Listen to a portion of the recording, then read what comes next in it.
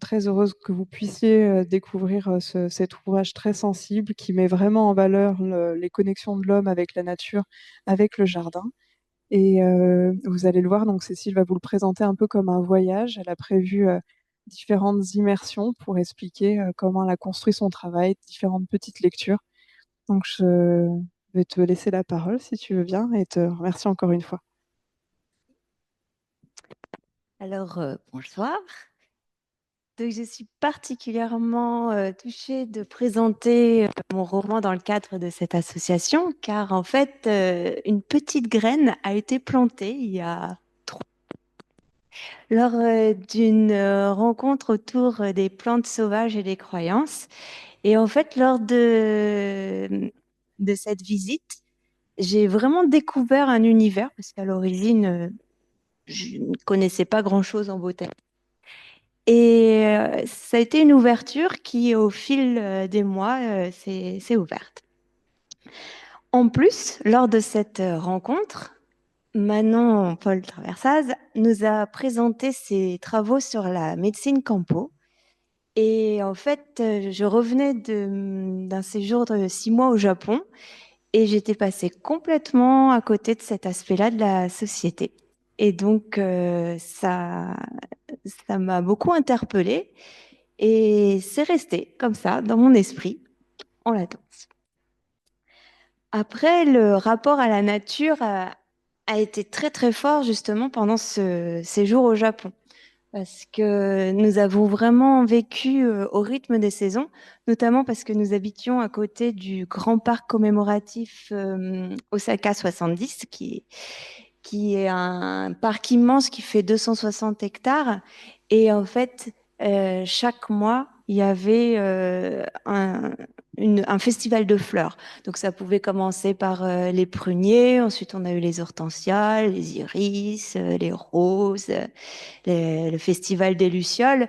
Et c'était des événements qui se préparaient vraiment à l'avance. Je donnais rendez-vous à des amis pour le festival des roses à telle date ou alors le festival des Lucioles à telle heure. Donc c'est vraiment là-bas considéré comme des événements.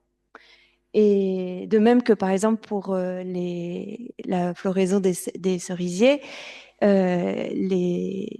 l'annonce de la floraison est annoncée dans le bulletin météo, donc c'est quelque chose qu'on a attendu fébrilement. Et là encore, Manon a présenté, là dans le cadre de vidéos qui sont accessibles, les différentes saisons à travers les fleurs. Et on voit bien comment la nature au Japon imprègne la culture et les arts. Toujours est-il que juste après ces 6 mois passés au Japon, euh, quand nous sommes revenus en France, il y a eu quelques mois plus tard, il y a eu le confinement. Et en fait, là encore, j'ai eu une expérience différente par rapport à la nature, puisque tous les jours, en fait, on allait invariablement sur le même chemin, sur les pans de la Bastille. Et ça nous a permis de voir jour après jour les différentes fleurs qui poussaient, les couleurs qui évoluaient et la nature qui était tout le temps en mouvement. Et donc ces différentes expériences ont changé mon regard sur la nature, c'est-à-dire que je ne voyais plus la nature comme un joli paysage, mais plutôt comme quelque chose de réellement dynamique. Toujours par rapport à la construction de ce roman, parce que je fais des détours pour en venir justement au roman lui-même. Étant enseignante, je suis depuis quelques années exposée dans les... Enfin, j'ai malheureusement pu voir dans les propos des élèves une montée de la misogynie et du sexisme. Et par réaction, eh bien, j'ai beaucoup lu sur l'histoire des femmes et l'histoire de la misogynie. Et toutes ces lectures m'ont amenée vers la figure de la sorcière. Et la sorcière, pas celle qu'on entend dans les contes, mais celle en fait de la femme qu'on accuse de sorcellerie parce qu'elle a un rapport particulier à la nature. Et donc, c'est quelque chose qui va être développer justement dans mon roman, puisque ce rapport un peu différent de l'homme avec la nature par rapport à ce qu'on peut voir aujourd'hui, ben, on le retrouvait aussi dans les campagnes auparavant. Et enfin, dernière chose, d'un point de vue plus personnel, je me suis interrogée sur le fait de devenir biographe.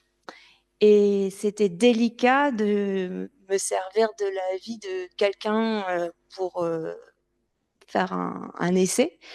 Et donc, je me suis dit que pour expérimenter l'écriture longue, j'allais inventer un personnage et puis lui inventer une vie. Un jour, lors d'une promenade, tandis que je pensais à ce projet,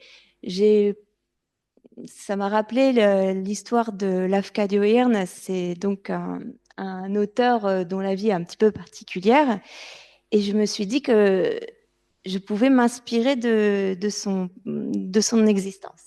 Alors en fait, Lafcadio Hearn, il a une vie, c'est un personnage un peu particulier, en effet, parce que de par sa mère, il est d'origine grecque, son père était irlandais, il a vécu en Angleterre, ensuite il a été à New York, puis en Louisiane, puis en Martinique, et enfin il a fini sa vie au Japon, où il a été le premier Européen naturalisé japonais, il s'est marié, il a eu des enfants là-bas, et il a traduit quasiment tous les contes que nous connaissons sur les yokai. Et donc, Lafcadio Hearn avait pourtant de grandes difficultés, puisqu'il avait de très, très graves problèmes oculaires, il voyait quasiment rien, il était complètement désargenté quand il arrivait à New York. Mais malgré ça, son amour des mots, des histoires, lui a permis de suivre un parcours assez étonnant. Et ce qui est amusant, c'est qu'en fait, en métropole, il n'est pas très connu, alors qu'en Martinique, à Fort-de-France, par exemple, il y a une grande statue de Lafcadio Hearn. Et il est très connu là-bas parce que justement, il a restitué beaucoup de contes créoles. Donc là-bas, il est connu. Toujours est-il que avec ces différents fils, eh bien, l'idée d'une biographie qui allait parler, enfin, plutôt d'une histoire qui allait raconter la vie d'une femme qui allait suivre les mêmes pas que Lafcadio Hearn, mais cette fois-ci en prenant comme fil conducteur la nature, eh bien, c'est imposé. Et c'est à partir de là que j'ai imaginé cette histoire. Donc là, ça va commencer non pas en Grèce, mais à Gênes, parce qu'il fallait que je me rapproche de Triora, vous comprendrez pourquoi après. Ensuite, nous irons en Dominique, puis en Écosse. Alors pourquoi l'Écosse? C'est parce qu'en fait, j'ai vécu en Écosse et que je voulais m'inspirer de paysages que je connaissais. Ensuite, là, j'ai repris les pas de Lafcadio Hearn, où je suis tournée vers New York, la Louisiane, la Martinique, le Japon, et avec un retour à Lyon et le Vercors. Voilà. Le premier extrait qui vous permettra de rentrer dans l'histoire.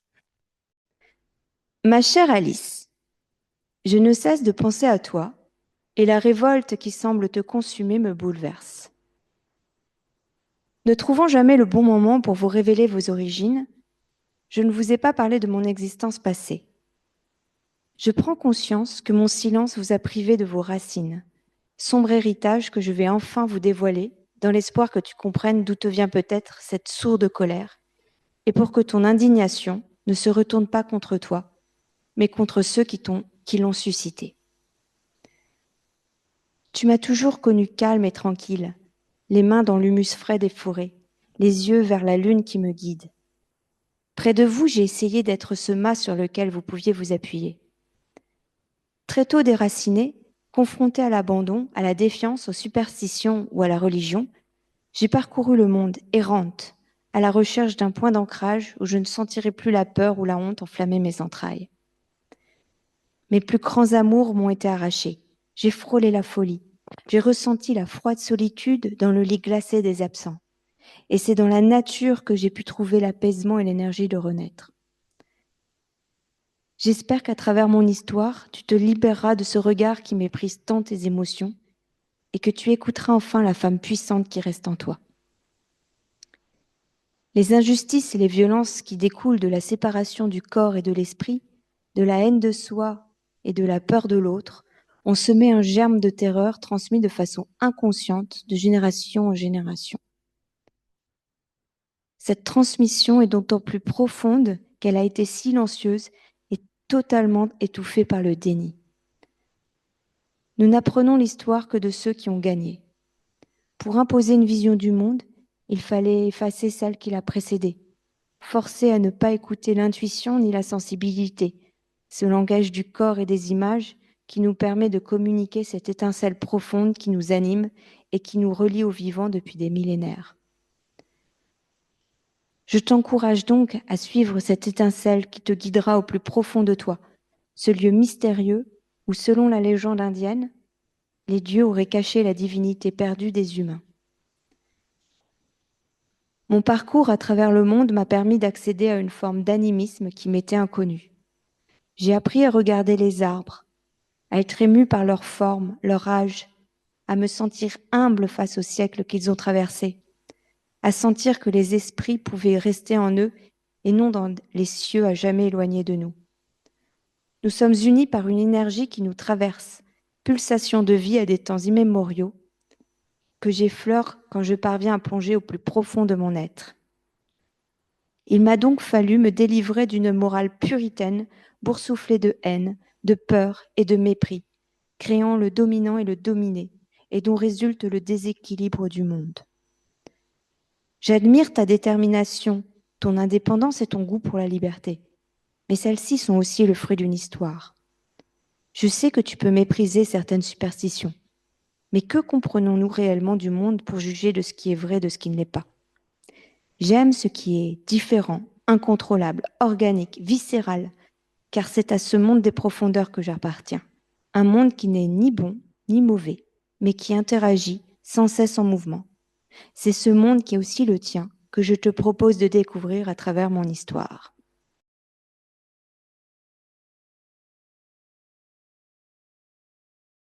Et donc, nous allons pouvoir commencer avec la première étape, donc Gênes.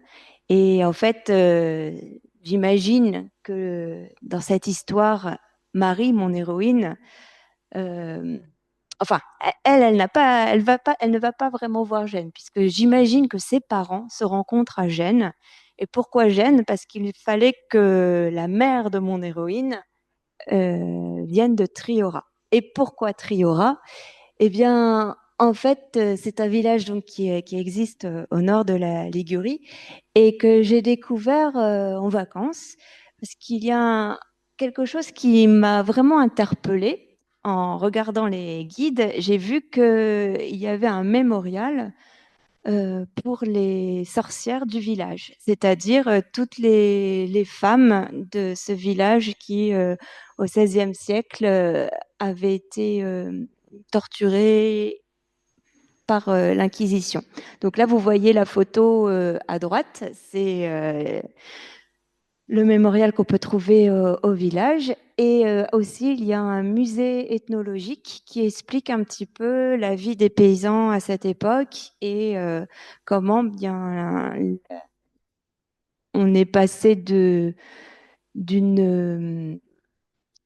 culture où le rapport à la nature et les plantes était valorisé à une suspicion lancée par l'Église et qui a conduit donc à de nombreux emprisonnements. Donc en fait, je me suis donc renseignée après par rapport à l'histoire de ce village que je n'ai pas pu voir la première fois. En fait, la première fois, quand je suis allée en Ligurie, il fallait, pour accéder au village, prendre une petite route qui durait comme ça pendant 40 minutes, assez sinueuse. Et donc, on n'a pas eu le courage d'y aller parce que c'était en hiver. Et donc, pour connaître l'histoire de ce village, j'ai consulté les sites français. Et j'en ai consulté plusieurs. Donc, je pensais que mes sources étaient à peu près fiables puisque toutes les histoires se croisaient. Et donc, j'ai écrit ce chapitre et je l'ai envoyé ensuite à Sandro Odo, qui est l'historien qui s'est occupé un petit peu de superviser le musée ethnologique. Et en fait, quand il a lu mon chapitre, il m'a dit, mais en fait, il y a des inexacts, enfin, il y a des éléments qui sont faux par rapport à la véritable histoire. Et en fait, je me suis rendu compte que tous les sites français véhiculaient une histoire qui a été erronée, puisque en fait, ça partait de l'idée que deux familles étaient opposées et que une des femmes de cette famille avait des mœurs un peu légères et qu'on l'avait accusée de sorcellerie parce qu'on condamnait sa moralité. Et, et donc, c'était une vision peut-être plus féministe, en fait, alors qu'en fait, dans les sites italiens et dans le musée ethnologique, il explique simplement que c'était euh, une... qu'il y avait il y avait un problème de famine lié à des mauvaises récoltes, mais ce n'était pas explicable uniquement par les mauvaises récoltes. Il y avait aussi les familles les riches familles de cette ville qui mettaient un peu d'argent de côté et qui faisaient un peu d'alchimie. Et donc, pour cacher tout ça, on a commencé à focaliser l'attention sur ces fameuses sorcières. Toujours est-il qu'il y a eu quand même plus de 35 arrestations et plusieurs d'entre elles sont mortes et dans des conditions assez terribles. Enfin, en tout cas, ça m'a fait réaliser qu'il faut vraiment trouver ses sources à l'origine et même quand c'est dans une autre langue, vérifier dans l'autre langue. Alors, je vais lire un chapitre, le passage qui correspond.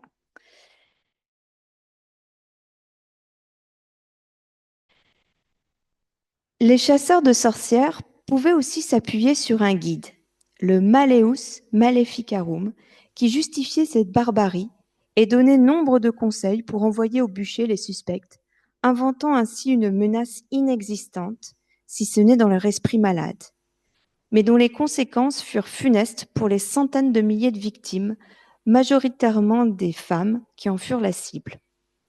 Le commissaire chargé de l'affaire poussa le zèle jusqu'aux autres villages, procédant par des nettoyages concentriques, frappant aveuglément de maison en maison, de dénonciation en dénonciation, élargissant le cercle qui entourait le village pour éradiquer la présence du malin, comme une ombre qui s'abattait sur la région et qui en aspirait les âmes.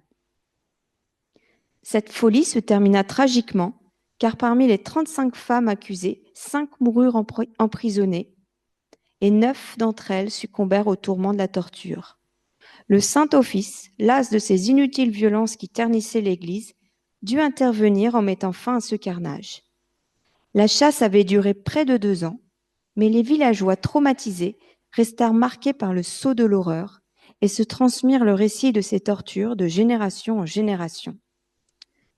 Loin d'éradiquer la sorcellerie, ce procès forgea l'identité des femmes de ce village autour de ce dont on les accusait. Il fallait transmettre les recettes, les huiles, les onguents, les soins, afin de ne pas tout perdre des traditions qui constituaient leur identité. On avait voulu les anéantir, leur seul moyen de résistance était la transmission. Ma mère était donc la descendante de plusieurs générations de femmes qui s'étaient transmises dans le même creuset, la colère, la terreur et le savoir offert par la terre.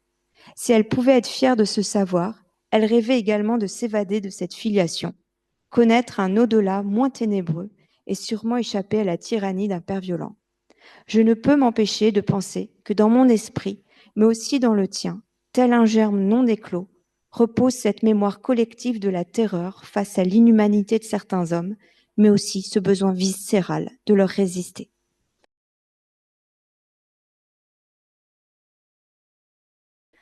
Alors, justement, dans le musée ethnologique, donc il y a toute une partie sur l'emprisonnement des sorcières. Donc là, vous pouvez voir sur l'image de gauche.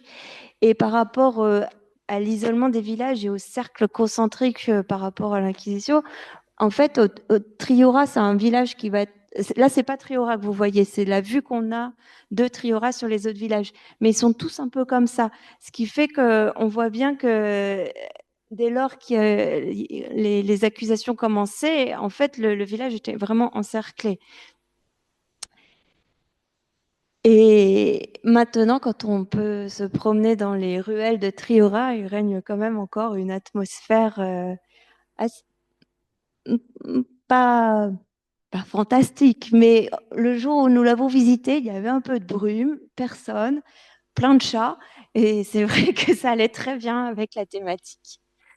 Toujours est-il que ce village, pour moi, euh, reflétait bien ce que j'avais lu dans le livre de Silvia Federici, Une guerre mondiale contre les femmes, des chasses aux sorcières au féminicide, où elle explique très bien que en voulant tuer les sorcières, on s'attaque surtout aussi au savoir des femmes par rapport à la phytothérapie et qui rivalisait quand même beaucoup avec le savoir qui était, euh, enfin, avec les idées qui étaient véhiculées par l'Église.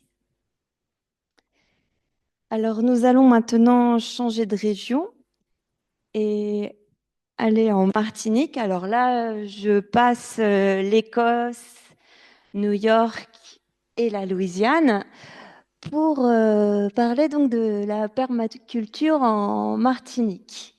Alors, en fait, pour faire ce chapitre, je me suis appuyée sur mon expérience, enfin mon voyage en Guadeloupe, mais aussi en Martinique. Mais c'est en Guadeloupe que j'ai vraiment eu cette première approche de l'ethnobotanique, en fait. Euh, en Guadeloupe, il y a le Memorial Act, qui est un musée qui raconte un petit peu tout, euh, tout le processus de l'esclavage, la vie des esclaves et comment ça se passait pour eux. Et en même temps, je lisais le livre de Marie Scondé, Moi, Tituba, sorcière, où l'héroïne entretient un lien très très puissant avec la nature. D'ailleurs, j'en mets un extrait.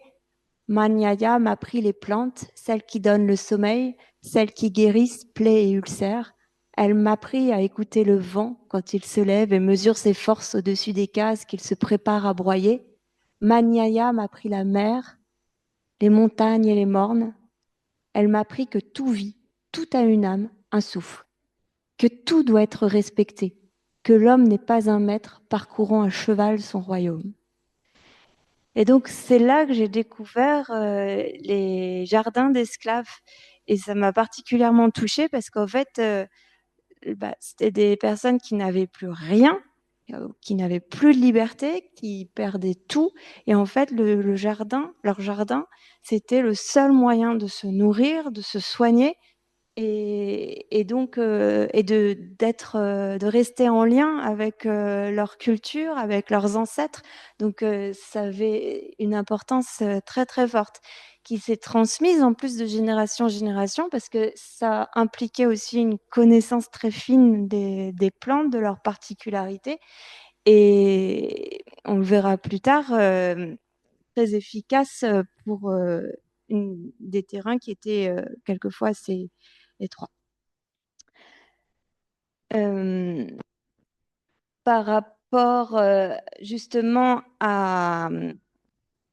au jardin qu'on peut trouver dans les Caraïbes, il a fallu là encore que je fasse quelques recherches parce que je ne connaissais pas non plus le nom des plantes. Et puis, je voyais bien que la permaculture était importante, mais je ne savais pas trop comment ça fonctionnait.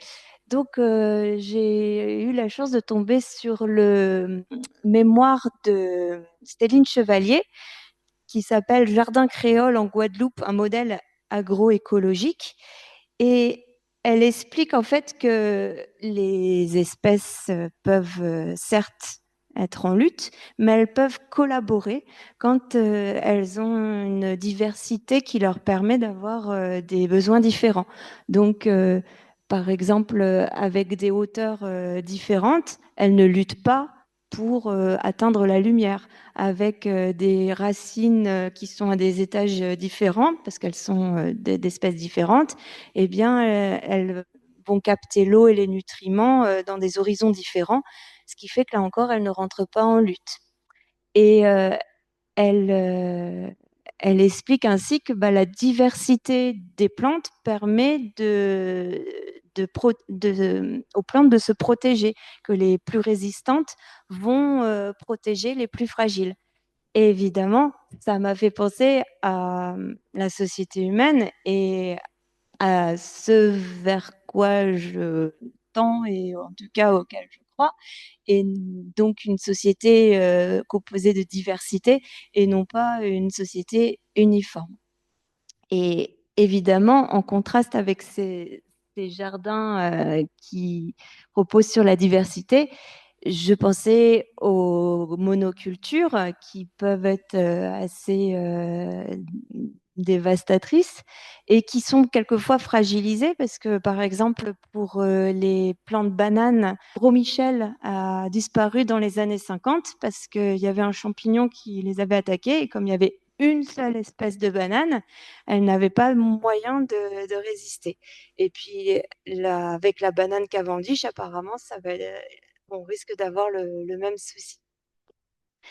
Et autre problème de cette de ce caractère uniforme des plantations, c'est que justement, il n'y a pas moyen de défendre les espèces. Alors, ça m'a fait penser, oui, voilà, à ce que je présente souvent à mes élèves en début d'année. Je leur présente deux photos. Je leur présente une image d'une forêt primaire et une autre d'une forêt de pins. Et je leur demande comment ils se sentent par rapport aux deux images. Alors, autant la première avec la forêt primaire, ils imaginent plein de choses. Et la deuxième, c'est à chaque fois, ils me disent la même chose et ils ressentent de l'angoisse ou de l'ennui, mais en tout cas, c'est quelque chose de négatif. Et justement, c'est ce que je leur dis à chaque fois. De toute façon, des classes avec des humains qui seraient tous pareils, ça n'existe pas. Et de la même façon, dans la culture, une seule espèce, c'est artificiel. Et donc, voilà, la permaculture, pour moi, c'était un exemple de la société vers laquelle je tendrais. Et donc, je vais vous lire un, un passage.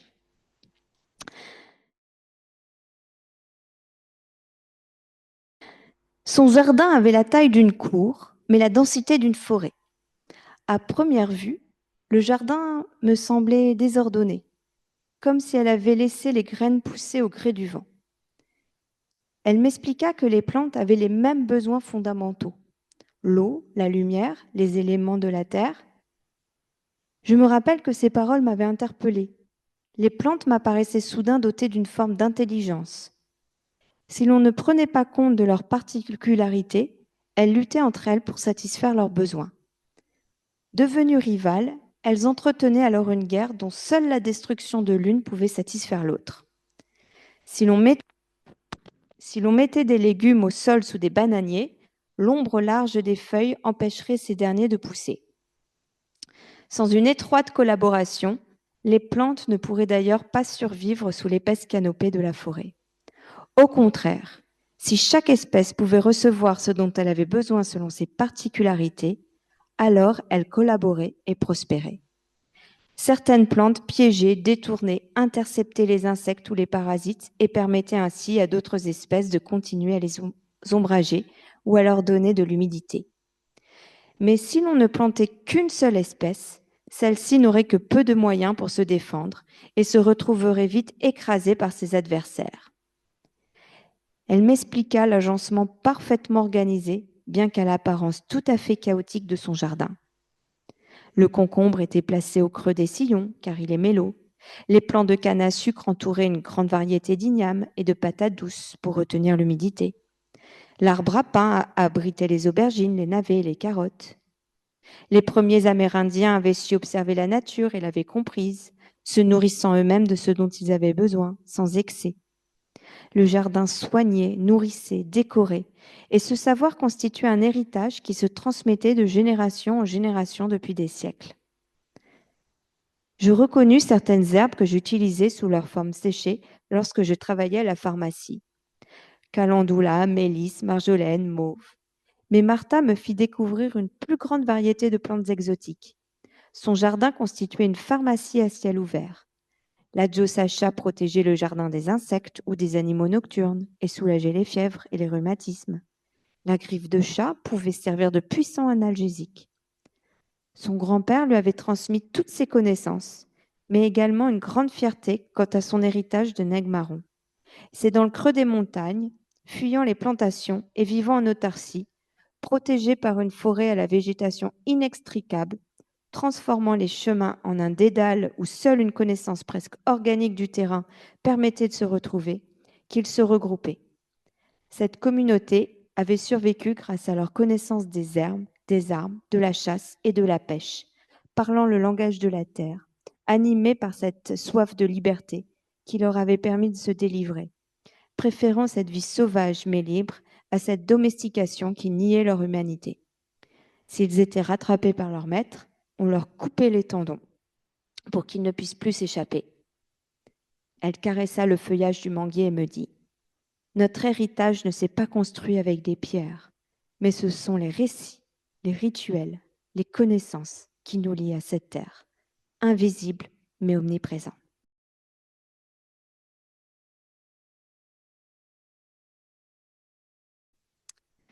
Et donc, dans ce chapitre, j'aborde aussi un personnage très, très sombre, Damien Loiseau. Et donc, ce personnage est celui à qui appartient la plantation. Et en fait, il a un rapport à la terre et à la nature qui est vraiment très... euh, il veut vraiment dominer la terre et la nature. Et pour cela, il coupe des arbres pour développer sa plantation. Et en fait, je fais un lien entre sa façon de considérer la nature avec sa façon de considérer le corps des femmes. Et disons que dans les deux, je reprends l'idée que quand il y a une volonté de domination, ça se fait souvent quand même au détriment du vivant.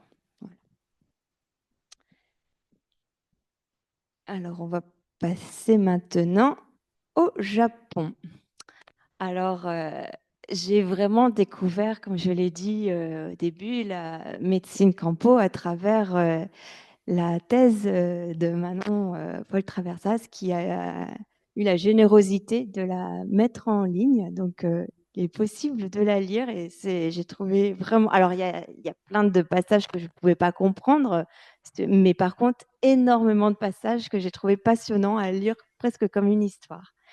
Et donc, c'est une vision de la médecine qui m'a beaucoup touchée, puisque c'est une vision où on met le patient au cœur du soin. Et ça m'a fait penser, en fait, à ce que j'ai dit par rapport à la permaculture. Donc, en fait, par rapport à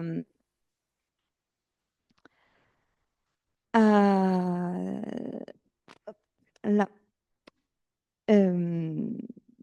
par rapport donc à la médecine campo, ce que j'ai retenu, c'est l'idée en fait que on soignait en replaçant le patient dans son environnement et en suivant, en essayant pas en fait de réprimer les symptômes, mais plutôt de les écouter pour voir en fait quelle est l'origine du problème et en fait s'adapter au terrain du patient.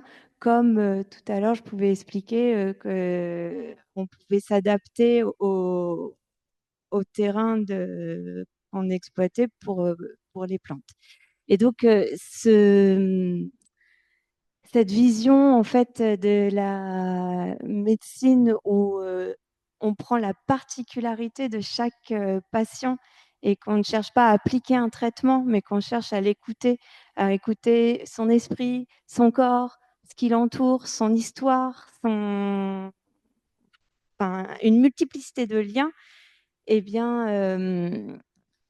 ça m'a fait penser à un extrait de La Parfaite Lumière d'Eiji Yoshikawa, où en fait, c'est donc un samouraï qui essaye de planter, de faire pousser du riz, mais sur un terrain qui n'est pas fait pour être cultivé.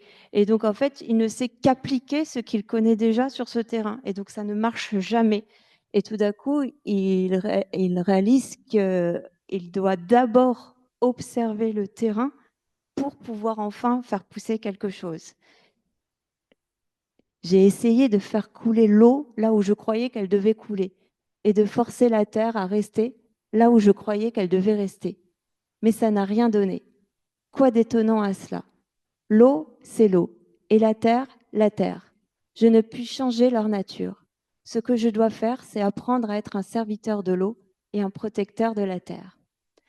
Et donc voilà, pour considérer le corps humain, eh bien, j'ai imaginé donc un médecin que va rencontrer mon héroïne, Marie, et donc elle va euh, apprendre avec lui à avoir une vision vraiment holistique du patient, où on le rattache vraiment à un environnement, et donc pour, euh, pour mieux l'écouter et le soigner. Et puis alors aussi par rapport à la médecine campo, il y a cette connaissance des plantes.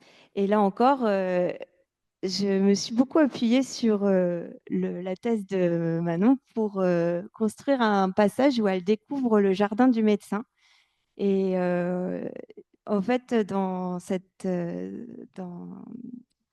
la thèse, il y a un passage où Manon explique, découvre des plantes, et il y a un moment, euh, enfin, je m'imaginais parfaitement la scène, et j'ai trouvé très poétique le toucher par rapport à ces plantes. Et en fait, j'ai fait un petit clin d'œil en remettant le nom des plantes dans le même ordre, ce qui a tout de suite été perçu. Mais voilà, je trouvais que cette façon de considérer le vivant, justement, le lien entre les plantes qui existent, les patients qu'elles soignent, bien se percevait dans cette façon de voir les jardins. Bon, alors je vais vous lire le passage qui correspond à cette découverte. Un peu plus loin se trouvait un jardin de plantes à épices et de plantes médicinales. Akira en profita pour déraciner un plant de ginseng qu'il me donna pour que je l'observe. Je froissai entre mes doigts des feuilles de menthe, de mélisse et de périlla, dont le parfum resta sur ma peau. Il coupa également quelques tiges d'angélique et de rhubarbe, puis me présenta le jujubier et l'abricotier, dont les fruits sucrés et juteux lui permettaient aussi d'utiliser les amandes de noyau. Comme en Martinique, je découvrais une pharmacie à ciel ouvert et m'émerveillais de la capacité des êtres humains à comprendre le langage de la nature pour en faire des remèdes. Et c'est vrai qu'aussi, en lisant la thèse, je découvrais les milliers de plantes aussi qu'il faut connaître, la diversité de leurs emplois, les combinaisons. Et c'est vrai que c'est assez fascinant, en fait, de voir justement cette richesse et cette diversité. Alors, pour évoquer le jardin du médecin que va rencontrer mon héroïne, je me suis inspirée de la maison d'un sculpteur dans le quartier à Tokyo, à Sakura. Et, euh, et en fait, comme vous voyez, la maison est construite autour de ce patio qui était un havre de paix. Quand on a visité cette maison, c'était très très fatigué, il pleuvait un petit peu. Et en fait, au départ, la face La façade me paraît assez ordinaire. La première pièce, pareil, est assez moderne. Et puis, tout d'un coup, on rentre dans la galerie et là, on peut faire tout le tour du jardin et on est à la fois à l'intérieur et à l'extérieur. Et toutes les chambres donnent sur le patio. Et en fait, quand on ouvre les portes, enfin les fenêtres, on a l'impression d'être à la fois dedans et dehors. Et c'est pour ça aussi que la simplicité de l'intérieur des pièces est nécessaire finalement pour qu'on puisse contempler l'extérieur, le jardin qui est comme un tableau à l'intérieur. Mais voilà. Et là, sur les photos aussi, vous pouvez voir les daims dont je vais parler en fait dans le roman, puisque ça m'avait beaucoup marqué. En fait, c'était à Nara. À 18 heures, il y avait comme une sorte de sonnerie et tous les daims, ils sont plusieurs centaines dans la ville, semblaient être attirés par un signal invisible et se regrouper enfin, dans la forêt. Et il y en avait quand même beaucoup qui se mettaient en cercle autour d'un arbre comme ça. Donc c'était assez fascinant. Alors, il doit y avoir des explications de champignons, de chaleur ou que sais-je encore, mais en tout cas, ça donnait un peu l'impression d'être dans un film de Miyazaki et c'était assez magique. Et là encore, pour parler de ce côté un peu vivant de la nature, là, il y a une photo d'une forêt qui était près de Kyoto, alors avec un enchevêtrement de racines qui l'a encore donné un aspect un petit peu fantastique.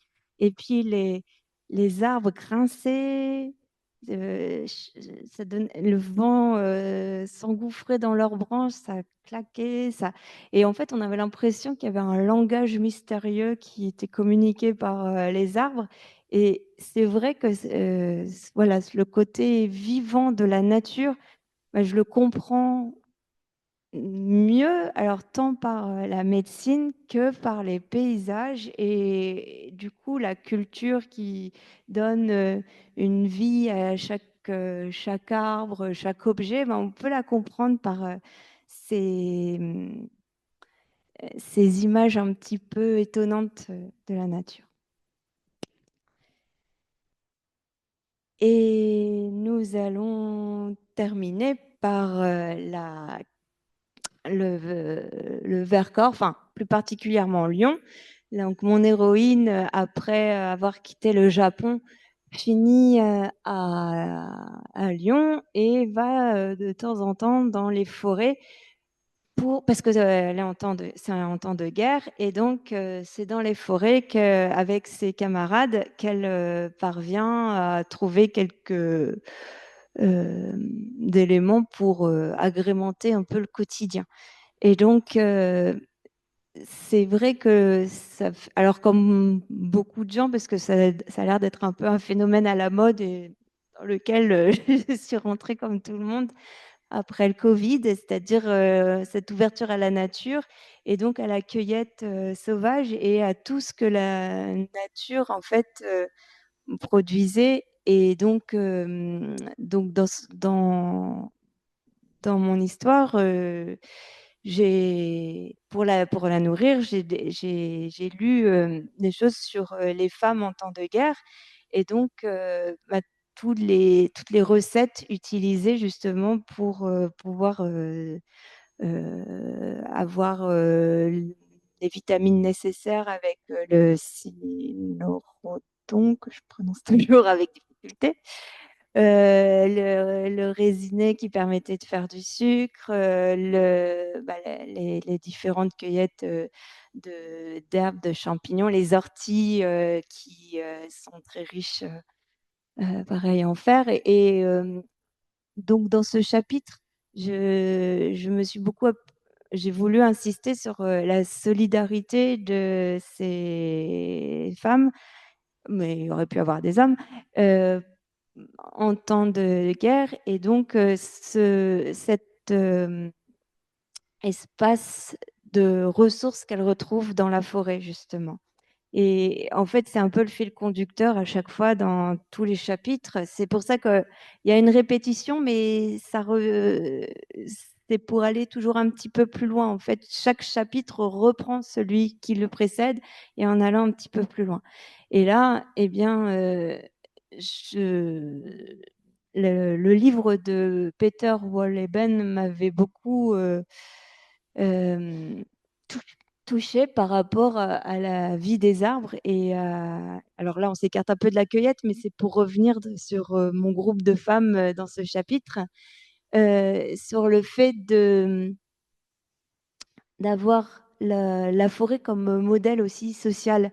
Donc, pour reprendre la citation, que seuls les plus forts survivent, cela ne va-t-il pas dans le sens de l'évolution?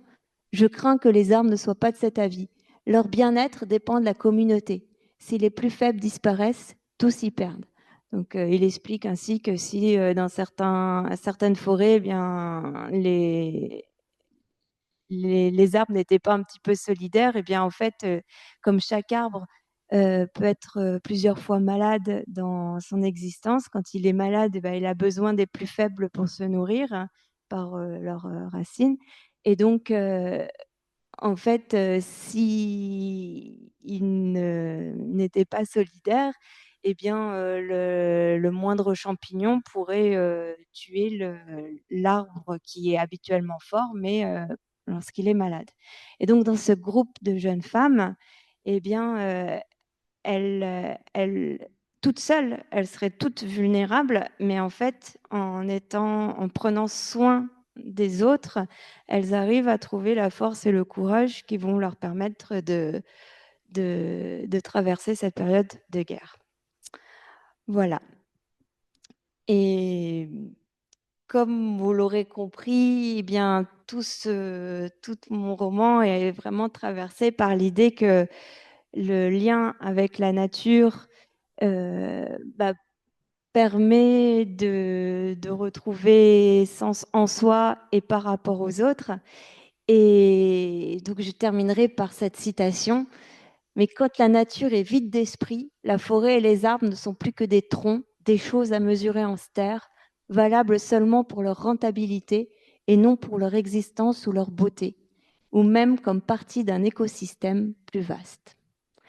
Et en fait, pour les humains, c'est un petit peu pareil. En fait, à partir du moment où on leur enlève une forme de spiritualité, qu'on les considère que comme des corps sans esprit, eh bien, ils finissent comme des objets consommables. Et donc, à travers mon roman et le lien avec la nature, eh bien, je voulais imaginer un monde tissé de liens où bah, ces liens redonnaient un petit peu sens au monde. Voilà. Merci pour votre écoute.